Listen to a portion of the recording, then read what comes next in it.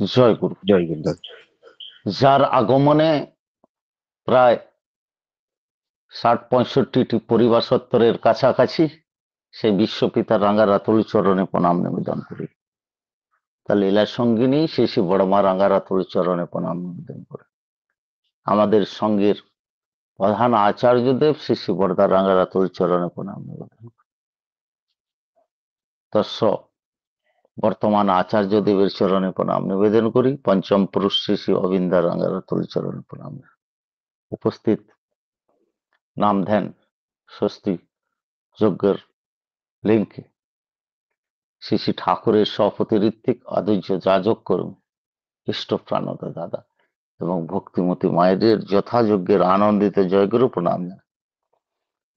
প্রথম তো বলে নেই, সেইভাবে আমি ভক্ত হতে পারিনি, আর বক্তা তো একদমই নয়।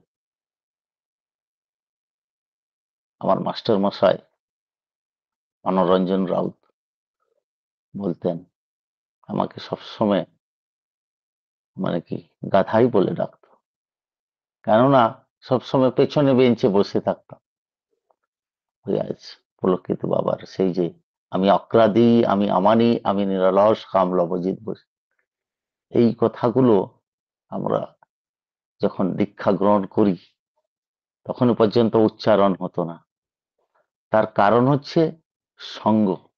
সঙ্গ ছাড়া নিজেদের জীবনকে যাজিত করতে করা যায় না।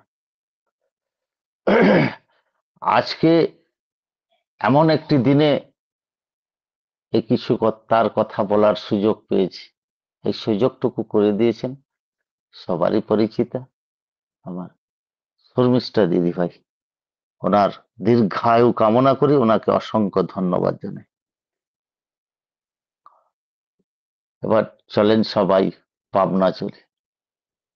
আজকের দিনে বিশ্বপিতার আগমন দিন, কত না কিছু কষ্ট করে আজকের দিনে 1295 সালে 30শে ভাদ্র, সেই তাল নবমী তিথি, আজকের দিনে প্রত্যেক ঘরে ঘরে সেই পরম পিতাকে প্রতিষ্ঠিত 138তম জন্ম উৎসব সবাই পালন করছে। তার কথায় আছে, মাতা মনমোহিনী দেবীর মা হচ্ছে কৃষ্ণ সুন্দরী। কৃষ্ণ সুন্দরী মাতা খুব কৃষ্ণ ভক্ত ছিলেন, সব সময় হরি হরি করতেন আর পুতুল নিয়ে খেলা করতেন। ভগবান শ্রীকৃষ্ণের মূর্তি নিয়ে খেলা করতেন মাতা মনমোহিনী, তাকে মনু মনু ডাকতেন। তৎকালীন আমার ঠাকুরের পিতা শিবচন্দ্র চক্রবর্তী, তার সঙ্গে বিবাহ হল। যখন মাতা মনমোহিনী দেবীর গর্ভে ঠাকুর যখন বিরাজমান থাকে, সেই কৈলাস থেকে সাধু এসেছিলেন, তখন মাতা মনমোহিনী দেবীর 7 মাস, ঠাকুর তখন গর্ভে আছে। সেই সময় সেই থেকে অলৌকিক চালু করেছে। সেই থেকে যখন ঋষিবর এসছিলেন সেই পরম পিতার দর্শন করার জন্য, আগে দেখেন ঋষিবর কিংবা মুনি বাড়িতে এলে, সন্ন্যাসীর আমার বাড়িতে এলে কিছু না দিয়ে পাঠানো হতো না। যেমন বলছেন, আমি যদি ভিক্ষা চাই, ওই মায়ের হাতে আমি কিছু ভিক্ষা চাই। যে মাতা মনমোহিনী দেবী বেরিয়েছেন, ষষ্ঠাঙ্গ প্রণাম করলো। মাতা মনমোহিনী দেবী বললেন, আমাকে প্রণাম করে কেন নরকে এদিকে পাঠাচ্ছে? মাগো, আপনাকে প্রণাম করছি না, আপনার গর্ভে যে সন্তান আছে তাকে প্রণাম। সে যে বিশ্বপিতা। আসলে দেখবেন, মুনিরা যদি, ঋষি মুনিরা আসেন, যদি কিছু বলবে অর্থর লোভে কিছু না কিছু বলে থাকে, তখনও পর্যন্ত বিশ্বাস করেন। তারপর পাড়া পড়শিবাসী, মায়েরা মনমোহিনী দেবীকে খোঁচা দিতেন, পেটে কি আছে, এতদিন ভূমিষ্ঠ হচ্ছে না কেন, হয়তো বিভিন্ন ধরনের কথা বলতেন। যখন 12 মাস হয়ে যায়, সেই তাল নবমীর তিথি অপেক্ষা করছিলেন। জানেন, তাল কথার অর্থাৎ আমরা তালকে অশুভ মানি, আর ভাদ্র মাসটাকে একদম অশুভ মানা হয়। কোনো পূজা, কোনো অনুষ্ঠান, কোনো বিবাহ এই ভাদ্র মাসে হয়, কিন্তু সৎসঙ্গীদের কাছে এই ভাদ্র মাসটা হচ্ছে পুরুষোত্তম মাস। শুধু ঠাকুর আসেনি গা, এই ভাদ্র মাসে ভগবান শ্রীকৃষ্ণ এসেছিলেন। আমরা বলি অষ্টমী মানে অ্যাকচুয়ালি কৃষ্ণ জন্ম যখন হয়েছিলেন তখন রাত 12টার পর। সবাই নাকি বলে 12টার পরে দিন বদলে যায়। তার কথায় আছে, প্রভু যখন আসেন তার সেবকদের নিয়ে আসেন, তার পার্শ্বদের নিয়ে আসেন।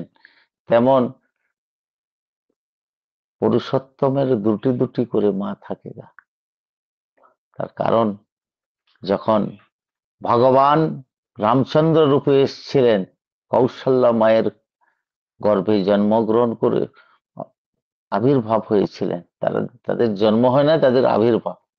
তখন কই মা ভগবান শ্রীকৃষ্ণ রূপে এসেছিলেন, যখন আবির্ভাব হয়েছিলেন দেবকী মাতার গর্ভে, যশোদা মাতা।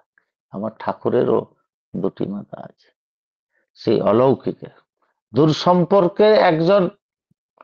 যেদিন ঠাকুর আবির্ভাব হয় সব মুচ্ছাত হয়ে গেছিলেন, কেউ জাগা ছিল না। সেই দূর থেকে দেখতে পাচ্ছেন যখন শিবচন্দ্র চক্রবর্তীর বাড়িতে যেন আগুন লেগেছে, যেন শঙ্খের আওয়াজ, উলুধ্বনির আওয়াজ আর মন্ত্রের আওয়াজ যেন গুনছে।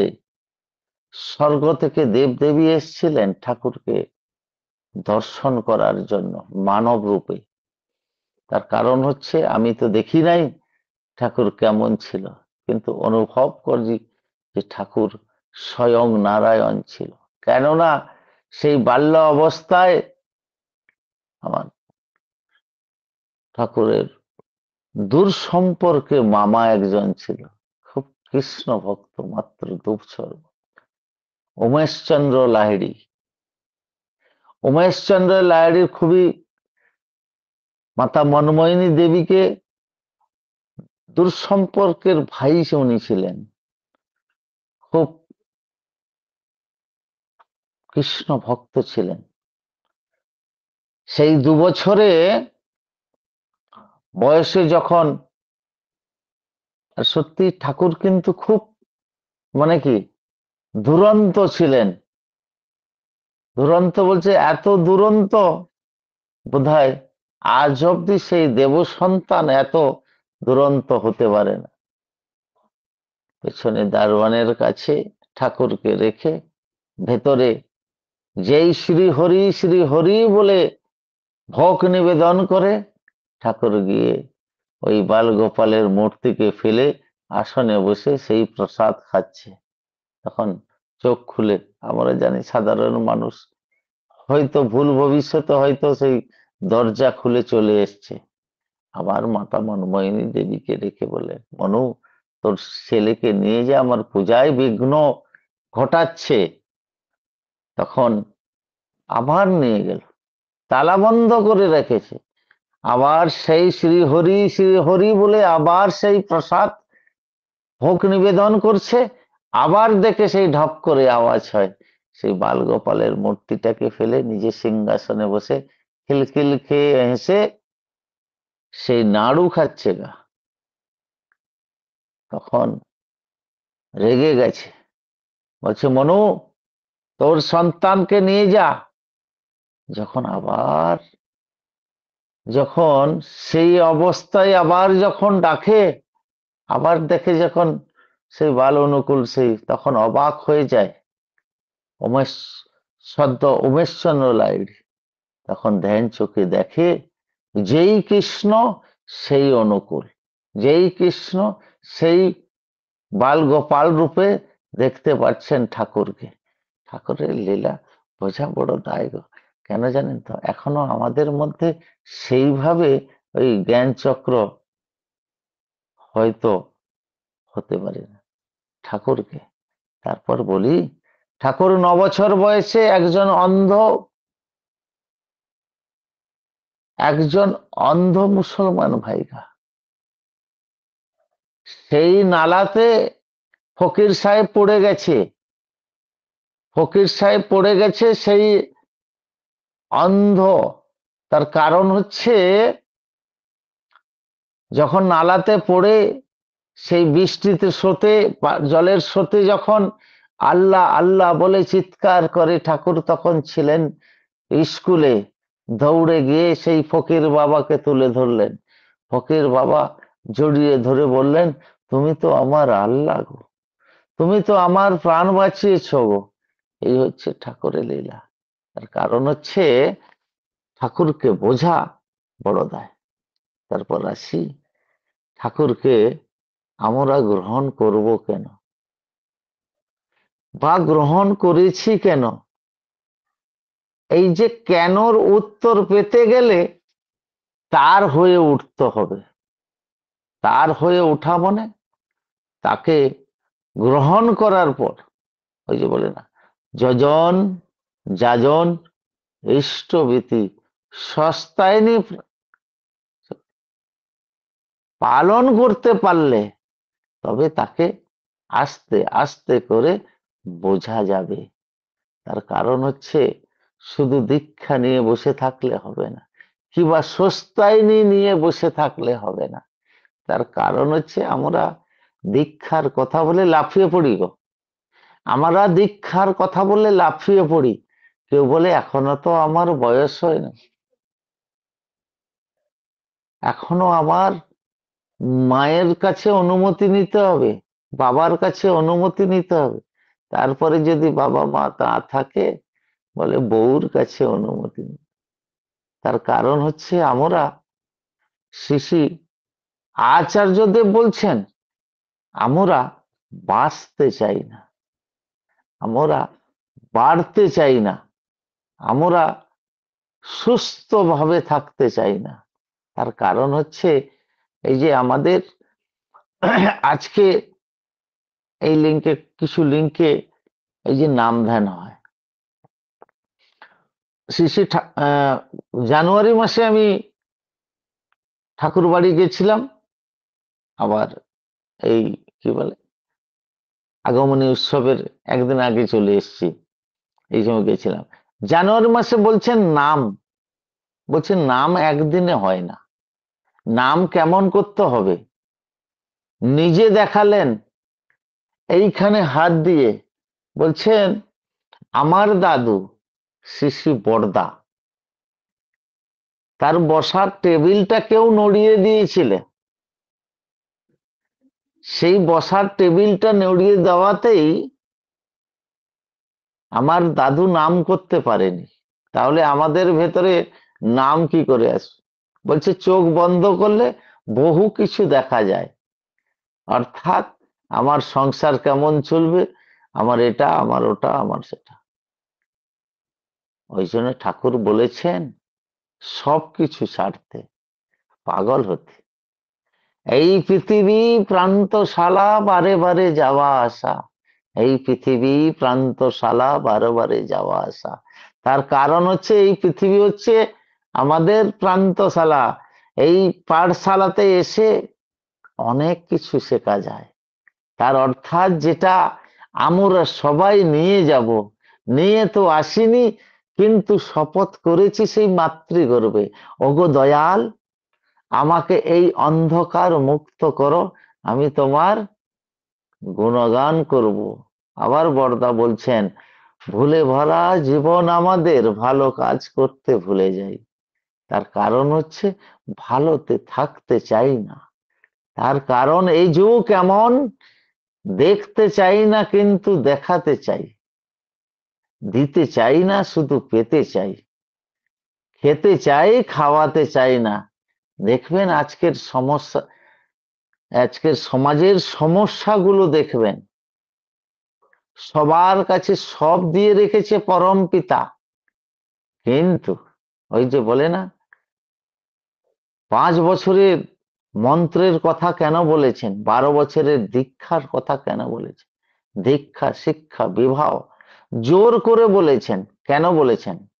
তার কারণ হচ্ছে, দেব সন্তান কোথায়? আর দেব সন্তান কোথায়? দেব সন্তানের ঠাকুর রাতে কিন্তু কান্নাকাটি করতেন মানুষের জন্য। কেন? ভালো মানুষ পাওয়া বড় মুশকিল গা। ওই যে ঋত্বিক আচার্য কেষ্টদাকে বলছিলেন, আগো কেষ্টদা,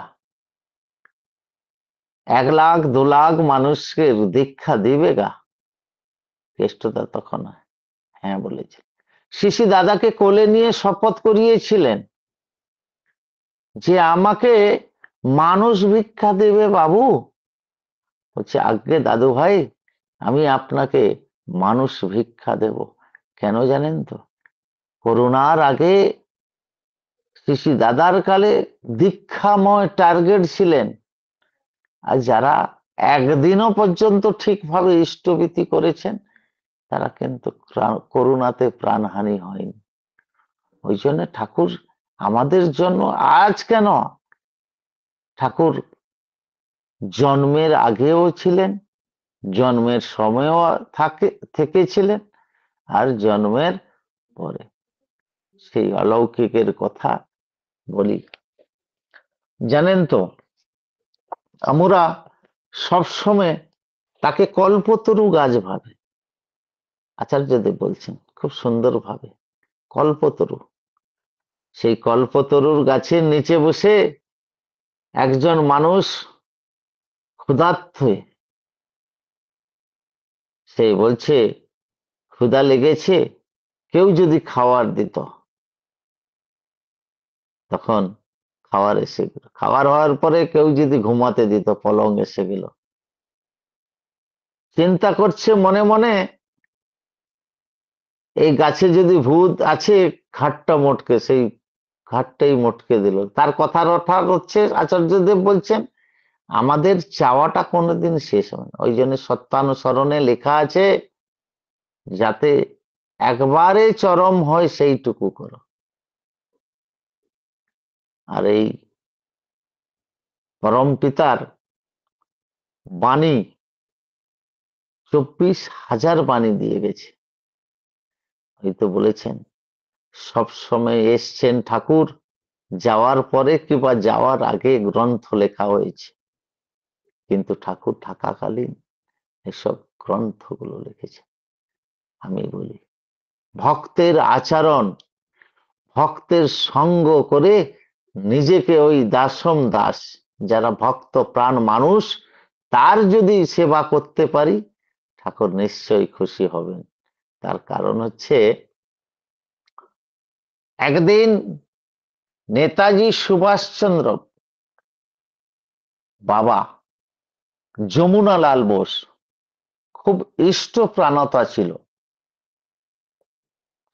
তার অতি আগ্রহতে পুরী এসছিলেন। এখনো পর্যন্ত পুরীতে যমুনালাল বোস লজ আছে, এখনো।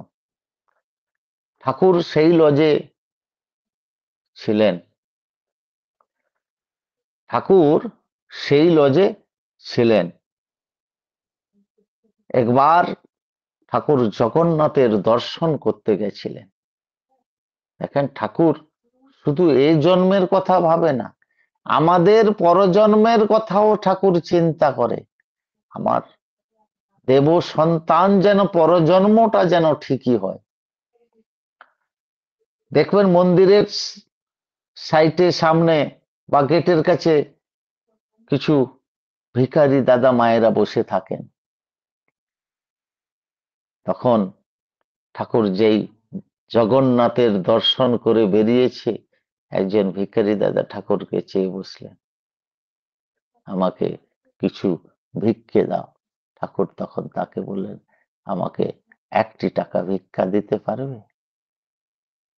তখন সেই ভিখারি দাদার কাছ থেকে ঠাকুর 1টি টাকা ভিক্ষা নিয়েছিলেন। সদ্য যমুনালাল বোস দেখে মাথায় হেট হয়ে গেল। তখন এসে মাতা মনমোহিনী দেবীর কাছে ঠাকুরের নালিশ করছে, ঠাকুরের আমার সেবায় কি পছন্দ হয়নি? এত যদি অর্থ দরকার হয় আমি দিতাম, ওই ভিখারির কাছ থেকে 1টি টাকা নেই। তখন সন্ধ্যাবেলা মাতা মনমোহিনী দেবী ঠাকুরকে জিজ্ঞেস করছেন, কিরে অনুকূল, এ কি বলছে? বলছে, মাগো, আমি যখন জগন্নাথের দর্শন করে বেড়াই, পেছন থেকে জগন্নাথ বলছে, বহুদিন ধরে এই ভিক্ষা করছে, এই ভিখারিকে 5 জন্ম তার ভিক্ষে করার জীবন আছে, সেই 1টি টাকা নিয়ে ঠাকুর তার 5 জন্মটিকে ঠিক করে দিল। এই হচ্ছে আমাদের ঠাকুর। তার কথায় 2 মিনিট আছে। আমার দাদা আমাকে 5টা 25 অব্দি আমি সবার কাছে বিশেষ হাত জোড়ে অনুরোধ করছি। তার কারণ হচ্ছে আমি একটা ছোট্ট ব্যবসা করি। জয়গুরু দাদা, আর 2-3 মিনিট একটু বলুন। হ্যাঁ, ছোট্ট আমি ব্যবসা করি। ওই 6-7 জন মানুষ কাজ করে। শুক্রবার বিকেল বেলা, ওই যে বলেছি না, ঠাকুরের দয়া, ঠাকুরের দয়া যদি না থাকতাম আজ আপনাদের সামনে বসে কিছু তার কথা বলতে পারতাম না। কেন? শুক্রবার ঠিক 3টা 39 মিনিটে একজন ছেলে কাজ করতে করতে 25 ফুট অব্দি পড়ে যায়। সেদিন আমি অন্য সাইটে ছিলাম, আমার ছেলেকে দিয়ে পাঠা, ছেলে কেঁদে মেদে অস্থির হয়ে গেছে, ফোন করে, বাবা অমুক আঙ্কেল পড়ে গেছে। কোত্থেকে? বলছে 25 ফুট উপর থেকে। আমি যে স্থানে বাস করি সেটা একদম পাথরের জায়গা। আমি তো ভাবলাম 25 ফুট উপর থেকে পড়ে গেছে মনে। চোখ বন্ধ করে আমার একটাই রাস্তা, আমি বলি, ঠাকুর আপাতত ওই যেন ওর কিছু না হয়। কল্পনা করতে পারবেন না, এত দূর থেকে পড়ে শুধু 1টি পা ফ্র্যাকচার হয়েছে। এই হচ্ছে তার দয়া। তাকে যদি আমি ধরে না রাখতাম, হয়তো আজকে আমার যে কি দুর্দশা হতো একমাত্র পরম পিতা জানে। সেই পরম পিতার দয়াতে আজকে আপনাদের সামনে উপস্থিত হতে পেরেছি। সবাই একটু ওই ছেলেটির জন্য পরম পিতার কাছে প্রার্থনা করবেন যেন সুস্থ হয়ে উনি বাড়ি ফিরে। জয় গুরু সবাইকে। আর ভুল ত্রুটি মার্জনীয়, আর ভুল যদি বলে থাকি পরম পিতা আপনাদের সবার কাছে আমার মাথা নত। জয় গুরু সবাইকে। ভালো থাকবেন সবাই। জয় গুরু। খুব সুন্দর আলোচনা করলেন আমার শ্রদ্ধেয় বিশ্বজিৎ দা। জন্ম বৃত্তান্ত থেকে শুরু করে তার লীলা কীর্তনের বহু কথা শ্রদ্ধেয় দাদা তুলে ধরলেন। শ্রদ্ধেয় দাদা এত সহজ সরল খুব সুন্দরভাবে তুলে ধরলেন। আমরা এই শুভ প্রভাতে আমরা সবাই আপ্লুত হলাম। শ্রদ্ধেয় দাদার ইষ্টোচ্ছল মঙ্গল প্রার্থনা জানাই পরম পিতার আতুল চরণে। এরকমই হাসি খুশি থাকুন, সহজ সরল থাকুন, আর তার কথা তুলে ধরুন। জয় গুরু দাদা। জয় গুরু, জয় গুরু। আপনিও ভালো থাকুন।